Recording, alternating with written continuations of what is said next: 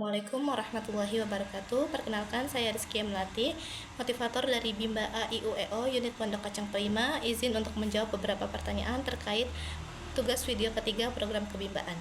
Pertanyaan pertama, jelaskan dasar hukum menerapkan metode Bimba yang Anda pahami. Dasar hukumnya ada dua, yang pertama yaitu hak anak, di mana anak terlahir sebagai pembelajar, dan dalam menumbuhkan minat belajar tersebut harus dilakukan dengan bimbingan dengan proses yang menyenangkan.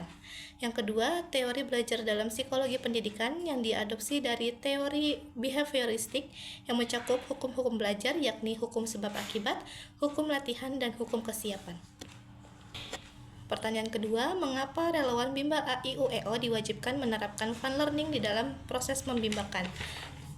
Tentunya karena dengan fun learning, anak akan merasa bahwa belajar itu menyenangkan sehingga anak semangat, antusias, dan tertarik untuk belajar tanpa adanya paksaan.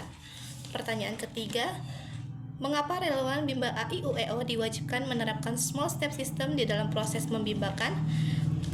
Tujuannya adalah agar anak merasa senang, bahagia, dan menikmati proses pembelajaran dan tidak merasa terbebani apalagi terpaksa.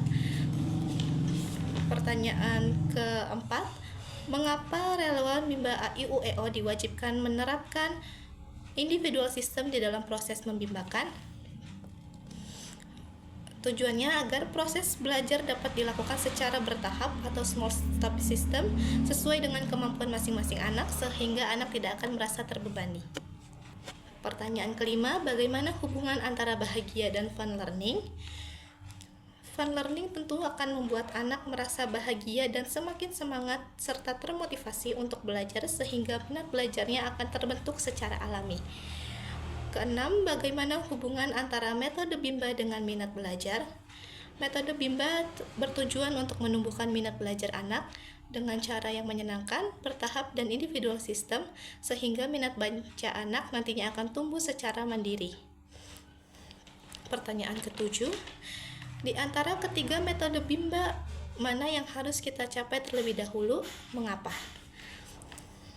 Yang paling utama yang harus kita capai terlebih dahulu adalah fun learning, karena dengan proses belajar yang menyenangkan, anak akan antusias dan tertarik untuk belajar, yang kemudian bisa kita lanjutkan dengan menerapkan small step system dan individual system.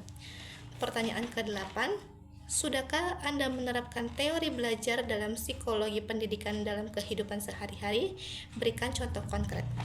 Sudah, contohnya dengan membimbing anak belajar membaca dengan cara yang menyenangkan sehingga anak tertarik tanpa paksaan. Pertanyaan ke-9, ceritakan pengalaman Anda saat menerapkan metode Bimba baik di Bimba maupun keluarga. Saat di Bimba, saya tentunya berusaha untuk menciptakan suasana belajar yang fun learning dan menyenangkan, contohnya dengan membimbing anak membaca menggunakan cara yang menyenangkan seperti sambil bernyanyi dan berdialog menggunakan bahasa Bimba. Dan pertanyaan ke-10, apa dampak yang akan dirasakan jika seorang relawan Bimba tidak memahami metode Bimba?